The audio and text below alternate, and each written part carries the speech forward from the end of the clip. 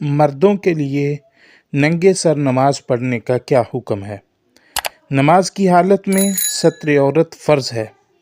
مرد کا ستر ناف سے لے کے گھٹنوں تک ہے اور عورت کا ستر تمام جسم ہے۔ صرف چہرہ، ہاتھ اور پاؤں کا کھلا ہونا مستثنیٰ ہے۔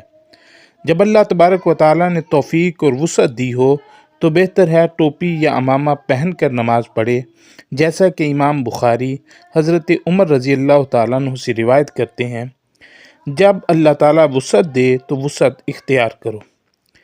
امام شعرانی لکھتے ہیں، حضور نبی اکرم صلی اللہ علیہ وآلہ وسلم نماز میں عمامہ یا ٹوپی کے ساتھ سر ڈھانپنے کا حکم دیتے تھے اور ننگے سر نماز پڑھنے سے منع فرماتے تھے۔ حضور نبی مکرم صلی اللہ علیہ وآلہ وسلم، صحابہ، تابعین اور سلف صالحین کا طریقہ عمامہ یا ٹوپی سے سر ڈھانپ کر نماز پڑھنا تھا۔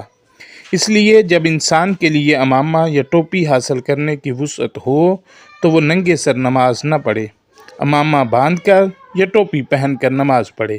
ننگے سر نماز پڑھنا مکروہ ہے۔